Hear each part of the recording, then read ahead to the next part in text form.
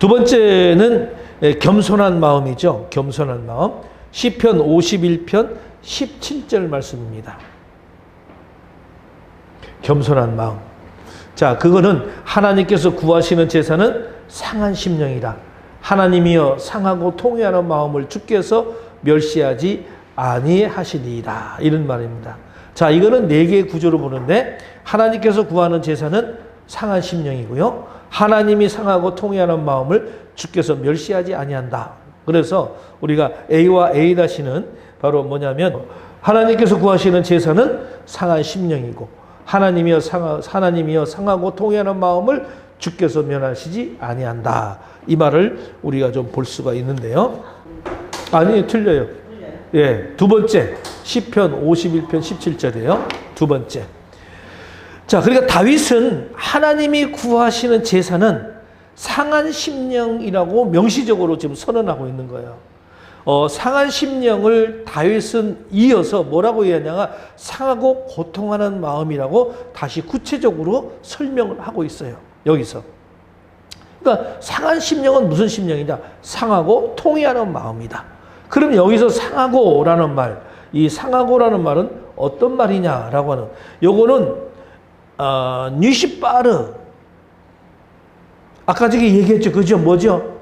아까 처음에 했던 게 뭐예요? 샤바르. 아까 저기도 얘기했죠. 갈기갈기 찢어지고 깨어지고 여러 조각으로 부서지고 산산이 조각이 나는 거. 그러니까 과거 그가 하나님 앞에서 밧세바의 간음이라고 하는 흉악한 죄를 저지르고 그것을 감추기 위해서 그녀의 남편인 우리아를 전쟁에서 불러서 밧세바와 동심시켜서 자신의 죄를 무마하려고 했던 일. 그죠? 이러한 자신의 시도가 우리아의 충성으로 인해서 무산되자 그를 극렬한 전장에 앞세워 보내어 죽게 한 일 등등. 그래서 하나님 모시기 악하고 파렴치한 죄상을 상기시켜 주는 거죠. 자, 그래서 범죄와 더불어서 이 시인은 분명 자신의 마음이 강팍하고 완악해지면서 화석처럼 굳어지는 것을 확인할 수 있는 것이다. 그리고 이 시인은 그러한 자신의 마음을 깨어지지 않는 이상 하나님 앞에 어떤 자세도 무용지물일 수밖에 없다는 것. 그는 재물을 찢기 전에 먼저 자기 마음을 찢어야 했고, 따라서 여기서 샤바르라고 하는 것은 우리가 희생 제사를 드릴 때 재물을 죽일 뿐만 아니라 그것으로 각을 뜨고 머리와 기름 등을 분리시키는 것을 연상시키는 그런 표현으로 그 같은 재물처럼 자신의 마음이 찢어져야 된다고 한다는 것을 의미해 주고 있는 그런 얘기입니다. 그 다음에 통회하는, 상하고 통회하는. 이 통회하는 것이라고 하는 것은 웨니드케라고 하는 말인데, 웨니드케는 원형은 따카라는 말 씁니다. 따카. 이 따카는 상처 입다, 괴롭히다, 무너지다, 부서지다, 파괴하다, 이런 의미를 지니고 있어요.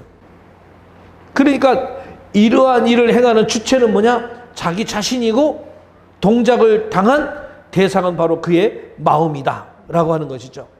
다시 말씀드리면 시인이 이 같은 표현을 통해서 자기 스스로 과거에 정말 강팍하고 완악했던 자신의 마음을 괴롭게 하고 그것을 무너뜨리고 쳐서 굴복시키겠다는 의미를 전달하고 있는 것이죠. 시인은 이렇게 상한 심령, 통회하는 마음을 제사의 자리에 대치시키는 거죠. 이거는 뭐예요? 형식적인 제사만 가지고는 우리가 하나님 앞에서 어떤 것도 해결함을 받을 수 없다라고 하는 것에 자각에 근거하는 것입니다. 다시 말하면 자신이 저지른 그 인격적이고 또 윤리적인 범죄는 자신의 인격에서의 요새요 윤리의 중심인 바로 심령과 마음을 찢고 또 부수며 꺾어내는 것, 진실한 통의 자복을 통해서만이 해결받을 수 있음을 나타내 주는 것이다. 그래서 이와 같은 표현과 더불어서 시인은 자신의 어떤 상한 마음과 통회하는 마음, 통회하는 심령을 하나님이 원하시는 그런 제사라고 칭하면서 그것을 하나님께 멸시치 않으실 것을 자기는 피력하고 있는 것이죠. 자, 그 다음에 우리가 주께서 멸시치 아니하시리라. 요 마지막 말, 주께서 멸시치 아니하리라. 이 말은 이 로티부제라는 건데, 이 앞에 로는 우리가 히브리어에서는 이 로는 아주 강한 부정을 이야기합니다. 부정을 이야기합니다. 아주 강한 부정.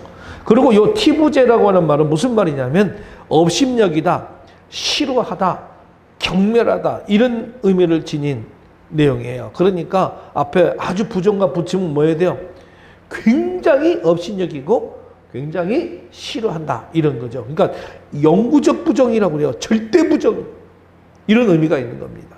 그래서 시인은 이러한 표현을 통해서 자신이 참으로 회개한다면 하나님이 그것을 멸시하거나 업심여기는 일은 결코 없을 것이라고 하는 것을 확신하는 거예요.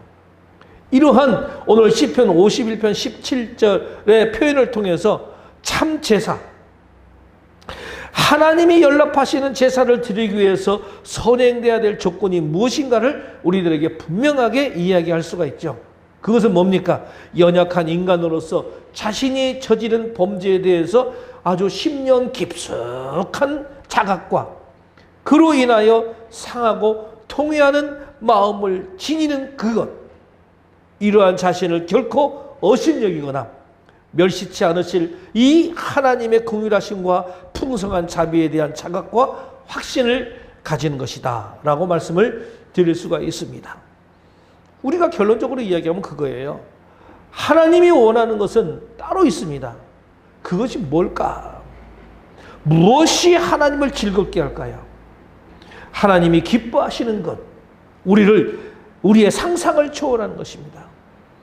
그것이 무슨 훌륭한 선물이 아니라 다윗의 말을 들어보시기를 한번 바라요. 뭐라고 했냐 다윗은? 하나님이 구하시는 제사는 뭐라고 했어요? 상한 심령이라. 즉 하나님은 상한 심령의 제사를 기뻐하는 겁니다. 이게 무슨 말이냐? 하나님께서는 기름진 제물을 드리는 어떤 형식적인 제사가 아니라 정말 깨지고 상하고 내가 기댈 곳도 없는 그 백성이 상한 마음으로 하나님께 나오는 것을 우리가 참 제사로 기뻐 받으신다는 그 말이에요. 그러니까 우리가 오늘날 우리가 예배에 참여한다는 것은 어떻게 해요? 정말 내가 회개하고 통해 자복하는 마음으로 우리가 오늘 예배에 참여해야 된다라고 하는 말을 우리가 대신할 수가 있겠죠. 하나님은 죄인들을 너무 사랑하시기 때문에 그들이 하나라도 망하지 않고 다 구원에 이르기를 간절히 바라기에 죄인들이 구원에 이르는 것이 그분의 소원이기 때문에 하나님은 상한 심령의 제사를 기뻐하는 것입니다. 그러므로 우리는 이 죄를 지었을 때에 정말 겸손한 마음을 가지고 상한 마음 가지고 하나님께 나가야 되는 거예요. 또 나는 죄가 많아서 하나님께 나갈 수 없다는 사람에게 하나님은 그들의 상한 마음을 기뻐하신다는 것을 가르쳐서 그들로 하나님께 나올 수 있게 우리가 노력하고 기도하고 해야 된다라고 하는 것을 우리가 보게 되는 것이죠. 그래서 이 전체를 보면 우리가 겸손한 마음을 갖지 아니하면 하나님 앞에 나갈 수 없는 그런 어떤 모습을 우리들이 볼 수가 있는 것이다 라고 하는 것을 보게 됩니다. 자, 그 다음에 세 번째, 죄를 버린 마음. 잠언서 28장 13절 이야기입니다. 거기는 자기 죄를 숨기는 자는 형통하지 못하나 죄를 자복하고 버리는 자는 불쌍히 여김을 받으리라, 이런 얘기를 해요. 자, 그래서 이거는 우리가 구조를 보게 되면 A-와 B-B- 이렇게 보죠. 우리가 보게 되면 A-는 B-B예요. 그러니까 자기 죄를 숨기고 자복하고 버린 자는 어떻게 한다? 형통하지 못하고 불쌍히 여김을 받는다. 죄를 숨기고 그런 자복하는 것을 버리는 자, 이런 자는 결코 형통하지 못하고 불쌍히 여기. 다시 말하면 이런 사람들은 구원받지 못한다는 그런 얘기겠죠. 그렇죠? 그러니까 오늘 이 말씀은 뭐냐? 의인과 악인을 지칭하는 각 표현들이 이 의인과 악인의 기준이 무엇보다도 뭐냐? 하나님과의 관계에 있어서 규정된다는 것을 명확하게 우리들에게 지금 보여주고 있는 것입니다. 죄를 숨기는 자, 그리고 죄를 자복하고 하나님께 나가지 않는 자, 이런 사람을 불쌍히 여김을 받는다. 자, 여기서 우리는 숨기는 자, 자기 죄를 숨기는 자, 요 숨기는 자라고 하는 것은 우리가 메카세라는 말을 써요. 메카세. 이 원형은 뭐냐면 카사라는 말을 씁니다. 카사, 원형은. 이 카사는 원래 덮다라고 하는 의미예요. 덮다. 이 여름에 덥다가 아니라 뭘 덮다, 이런 뜻이죠. 덮는다. 가서 숨기는 자, 죄를 덮는다. 자기의 죄를 숨기는 자, 그러니까 자기 죄를 덮는 자. 그렇죠? 그러니까 이게 뭐예요? 죄를 인정하지 않고 완강히 부인하거나 혹은 자신의 죄를 하나님이 알지 못하도록 감추는 행위를 나타내는 거죠. 그래서 우리가 지금 이 잠언서 28장 13절을 보고 있는데 이 앞에 나오는 10장 12절에서 보게 되면 이 동사는 다른 사람의 잘못을 사랑으로 덮어주는 것으로 표현할 때 사용했어요. 그때는. 근데 오늘 28장 13절에서는 자신의 죄를 인정하지 않고 이를 고백하지 않는 것은 바로 악인의 특징임을 나타내고 있다. 똑같은 단어인데 해석을 다르게 하는 거죠. 그거는 사랑을 덮어주는 것이고 이거는 죄를 덮어버리는 거죠. 자기 죄를 덮는 거죠. 자, 그러니까 이거는 우리가 역으로 말하면 뭐예요? 의인은 전혀 죄를 짓지 않는 자가 아니라 우리가 하반절에 드러나는 것처럼 자복하고 회개하는 자임을 보여주고 있는 거죠. 그렇죠? 그러니까 의인과 악인의 구별 기준은 뭐냐? 그들의 행위의 자체보다는 하나님과의 관계에 보다 더 무게중심을 주어지는 것을 우리가 볼 수가 있는 것입니다. 그러니까 하나님과 어떻게 관계를 잘 이루어가고 있는가라고 하는 거죠. 그 다음에 형통치라는 말이 형통하지 못하나, 이 형통치라는 말은 이 말은 뭐냐면 찰라흐라는 뜻이에요. 찰라흐. 이 찰라흐라는 말은 성공적인 어떤 결과에 이르다, 이런 것을 얘기해요. 그러니까 성공하다, 형통, 찰라흐, 이런 의미를 쓰고 있습니다. 그러니까 만족스럽게 성취하는 것을 나타내는 겁니다. 근데 형통하지 못하나, 이런 말을 썼죠. 그렇죠? 형통하지 못하나. 이게 못하나는 말은 부정이잖아요. 그렇죠? 부정은 로를 쓰는 거죠. 로를. 그래서 부정문을 형성하고 있는 거죠. 그러니까 자신의 죄를 인정하지 않는 악인들은 절대로 자신의 뜻을 이루어 성공적인 삶을 살 수가 없다라고 하는 것을 얘기해 주는 거예요. 때로 자신의 잘못과 죄를 인정하는 것이 바로 책임과 짐을 덜고 그 삶을 편안하고 형통하게 하는 그런 처세술로 여겨지기도 하지만은 이거는 전혀 잘못된 계산이다. 왜냐하면 공의로우신 하나님께서는 죄를 숨기려는 자들의 인생에 적극적으로 개입하셔서 그들에게 응보를 받게 하실 것이라는 것을 분명하기 때문에 그래요. 그래서 우리가 하나님 앞에 많은 회개 자복을 우리가 해야 됩니다. 그리고 죄를 자복하고 버리는 자는 불쌍히 여김을 받으리라. 우리가 상반절과 이게 대조되는 본문이죠. 여기서 유일하게 뭐냐면 죄를 고백하고 회개할 것을 직접적으로 언급하는 부분이에요. 여기서 우리가 아까 되게 자복하고 죄를 자복하고 우메다라는 말인데, 우메다. 요 자복하고라는 말은 우메다라는 말인데, 이 우메다의 원형은 야다의 사역형이에요. 그렇게 되면 이게 무슨 말이냐면 고백하다, 이렇게 돼버리는 거죠. 고백하다. 그 인정과 또는 공식적인 선언의 뉘앙스를 갖고 있는 거죠. 그리고 여기서 버리는 자, 이렇게 해서 버리는 자. 버리는 자는 외오제부라고 해서 원형은 아자부라는 말씀입니다. 아자부. 이 아자부라는 말은 떠나다, 버리다라고 하는 그런 의미를 갖게 됩니다. 그래서 자기의 죄에 해당하는 이런 것들이 생략된 상태로 이해되는 것이 자연스럽죠. 그런데 죄를 회개하면 나타나는 두 가지 모두 표현을 지금 다 여기서 이야기하고 있는 것을 우리가 볼 수가 있겠죠. 그래서 어떤 단회적인 행위가 아니라 지속적인 행위로서 삶의 태도를 지금 표현하고 있는 거죠. 결국 여기서 말하고 있는 의의는 뭐냐? 전혀 죄를 짓지 않은 자가 아니라 삶의 과정에서 죄를 끊임없이 고백하고 그것에 대해서 진지하게 고치고 되풀이하지 않기 위해 노력하는 자를 의미하는 것이 진정한 의인이라는 거죠. 그래서 이처럼 죄를 회개하는 자에 대해서 본문은 뭐라고 여기냐? 불쌍히 여김을 받으리라, 이렇게 표현을 하고 있는 거죠. 자, 여기서 불쌍히 여김을 받으리라 라고 하는 이 해당하는 예로함인데 우리가 이 원형으로 쓰게 되면 이거는 라함, 원형은 라함이라는 말을 써요. 아주 깊이 사랑하다, 긍휼히 여기다, 자비를 베풀다, 이런 의미가 있는 겁니다. 그러니까 이것은 죄를 회개하는 자에게 베푸시는 사죄의 은총뿐만 아니라 더 나아가서 삶의 행복과 번영까지 허락하신다는 의미를 포함하고 있는 것이죠. 세상 사람들은 지혜로운 삶, 그리고 영리한 삶, 그리고 융통성 있는 삶을 이야기하면서 이 법망에서 벗어나는 방법을 연구하고 그것을 통해서 부당한 이익을 취하는 데 마음을 두고 살아가는 경우가 너무나도 많이 있지 않습니까?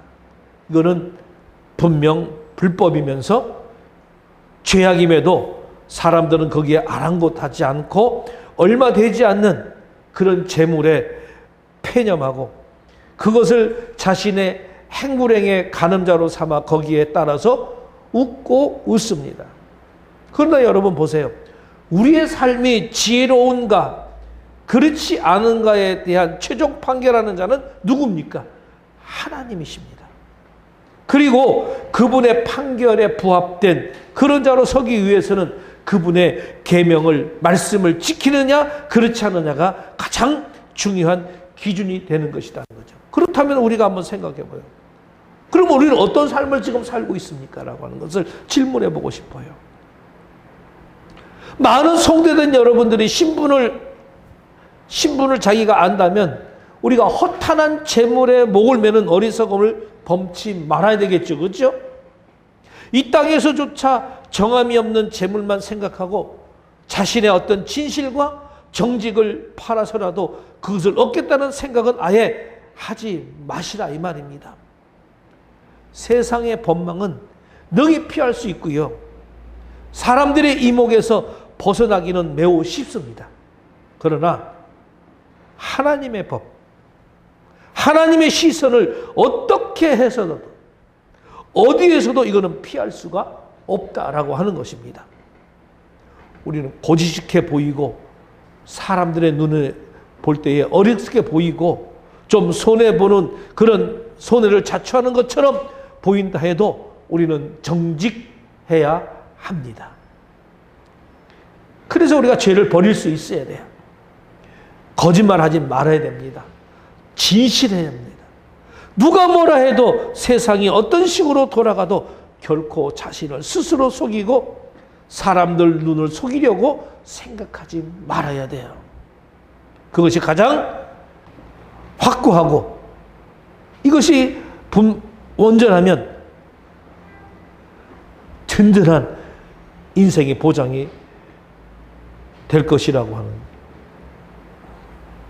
근데 우리가 신학생들도 보면 신학을 공부하면서 학생들을 이렇게 보면 거짓말을 너무 많이 해요. 좀 이제 신학생이고 목회자의 준비를 하는 학생들이라면 이 신학교 때부터 훈련이 돼야 되잖아요.